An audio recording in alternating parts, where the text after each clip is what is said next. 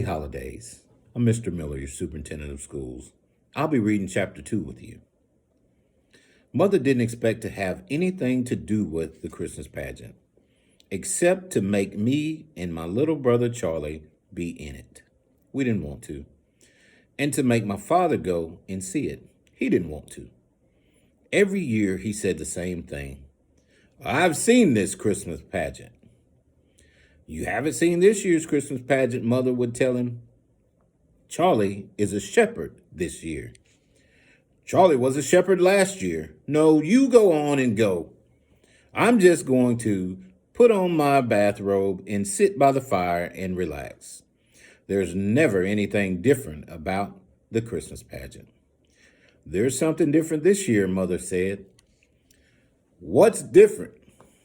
Charlie is wearing a bathrobe. So that year, my father went to see his bathrobe, he said. Actually, he went every year, but it was always a struggle, and Mother said that was her contribution to the Christmas pageant, getting my father to go to it. But then she got stuck with the whole thing when Miss George Armstrong fell and broke her leg. We knew about this as soon as it happened, because Miss Armstrong only lived a block and a half away. We heard the siren and saw the ambulance and watched the policeman carry her out of the house on a stretcher. Call Mr. Armstrong at his work, she yelled at the policeman. Shut off the stove under the potatoes. Inform the ladies' aid that I won't be at the meeting. One neighbor woman yelled out, Helen, are you in much pain? And Miss Armstrong yelled back, Yes, terrible. Don't let those children tear up my privet hedges. Even in pain, Miss Armstrong could still give orders. She was so good at giving orders that she was just naturally the head of anything she belonged to. And at church, she did everything but preach. Most of all, she ran the Christmas pageant every year. And here she was, 2 weeks before Thanksgiving, flat on her back. I didn't know what they'll do now about the pageant, Mother said. But the pageant wasn't the only problem. Miss Armstrong was also the chairman of the Ladies' Aid Bazaar and coordinator of the Women's Society, potluck supper, and there was a lot of telephoning back and forth to see who would take over these jobs. Mother had a list of names, and while she was calling people about the Ladies' Aid Bazaar, Miss Homer McCarthy was trying to call Mother about the potluck supper. But Miss McCarthy got somebody else to do that, and Mother got someone else to do the bazaar. So the only thing left was the Christmas pageant. And Mother got stuck with that. I could run the potluck supper with one hand tied behind my back, Mother told us. All you have to do is make sure everyone doesn't bring meatloaf. But the Christmas pageant? Our Christmas pageant isn't what you would call a 4-star entertainment. Miss Armstrong breaking her leg was the only unexpected thing that ever happened to it. The script is standard. The inn, the stable, the shepherds, the star. And so are the costumes, and so is the casting. Primary kids are angels, intermediate kids are shepherds, big boys are wise men. Elmer Hopkins, the minister's son, has been Joseph for as long as I can remember. And my friend Alice Wendelkin is Mary because she's so smart, so neat and clean, and most of all, so holy looking. Let's pause for a second. I think I'll turn into a snowman. Abracadabra, I'm a snowman. All the rest of us were the angel choir, lined up according to height because nobody could sing parts. As a matter of fact, nobody could sing. We're strictly a no-talent outfit except for a girl named Alberta Bottles, who whistles Last year, Alberta whistled, "What child is this?" for a change of pace. But nobody liked it, especially Miss Bottles, because Alberta put too much into it and ran out of air and passed out cold on the major in the middle of the third verse. Aside from that, it's always just the Christmas party, year after year, with people shuffling around in bathrobes and bed sheets and sharp wings.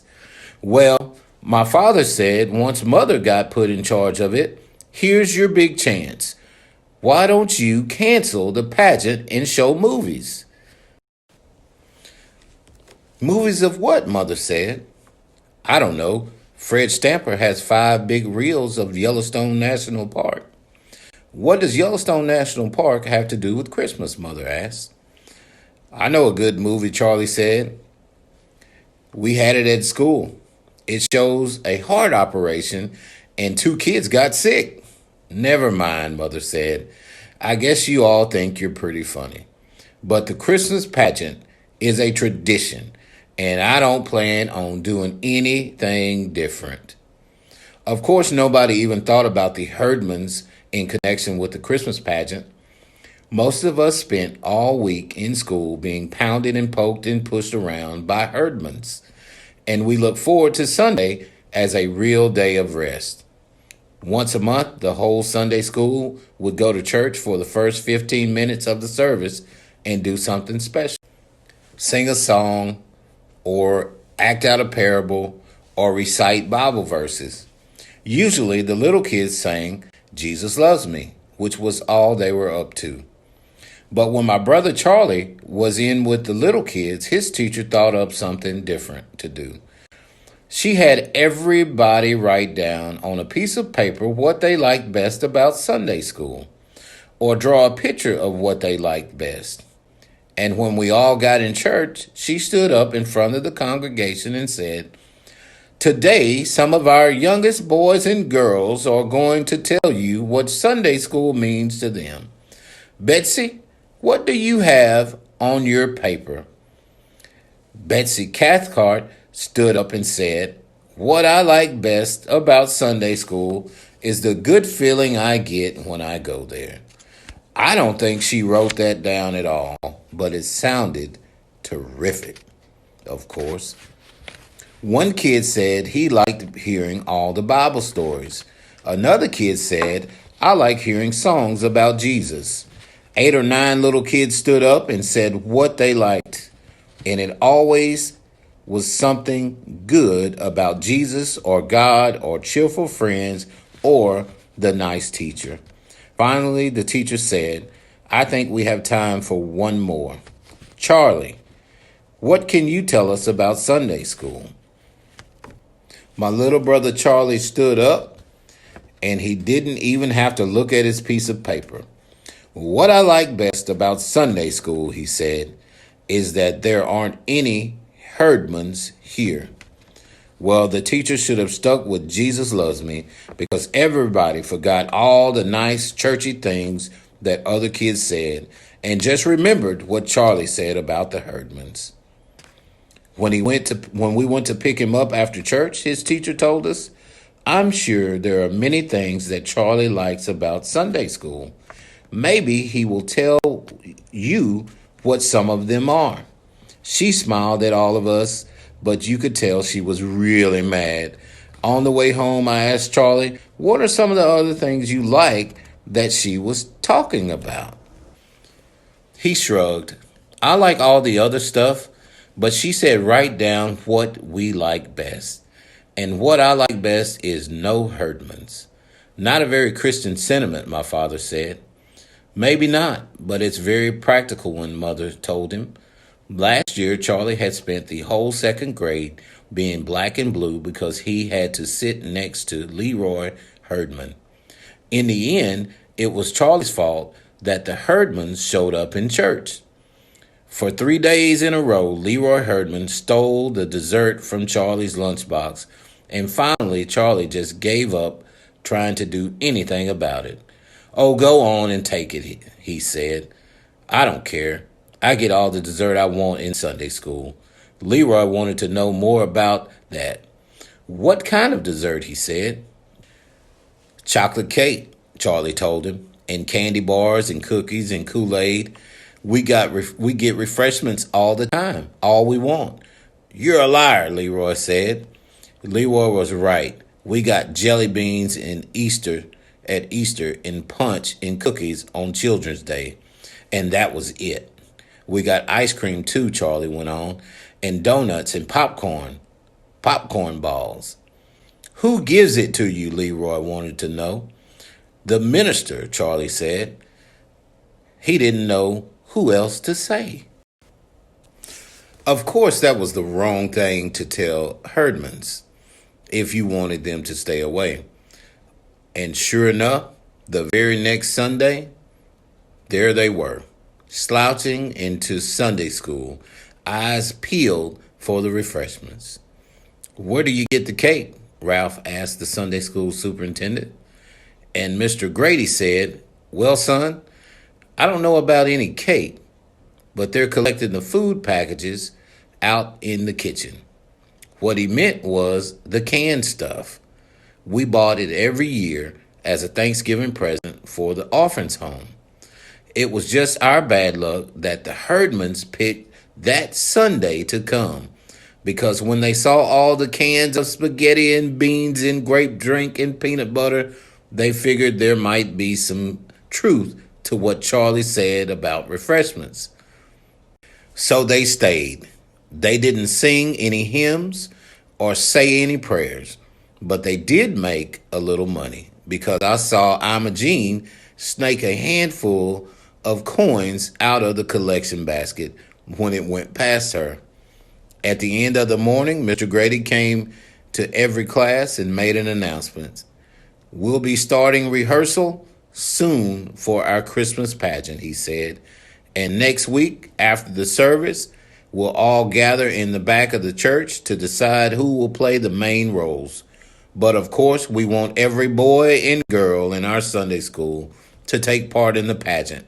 So be sure your parents know that you'll be staying a little late next Sunday. Mr. Grady made the same speech every year, so he didn't get any wild applause. Besides, as I said, we all knew what part we were going to play anyway. Alice Wendlekin must have been a little bit worried, though, because she turned around to me with this sticky smile on her face and said, I hope you're going to be in the angel choir again. You're so good in the angel choir. What she meant was, I hope you won't get to be married just because your mother's running the pageant. She didn't have to worry. I didn't want to be married. I didn't want to be in the angel choir either. But everybody had to be something. All of a sudden, Imogene Herdman dug me in the ribs with her elbow. She has the sharpest elbows of anybody I ever knew. What's the pageant? She said. It's a play, I said. And for the first time that day, except when she saw the collection basket, Imogene looked interested. All the Herdman are big moviegoers, though they never pay their own way. One or two of them start a fight in the box office of the theater while the others slip in. They get their popcorn the same way, and then they spread out all over the place so the manager can never find them all before the picture's over. What's the play about? Imogene asked. It's about Jesus, I said. Everything here is, she muttered. So I figured Imogene didn't care much about the Christmas pageant, but I was wrong. That is the end of chapter 2. I hope you enjoyed this chapter. Have a happy holiday season, and then we will see you when you return. Tune in tomorrow for chapter 3.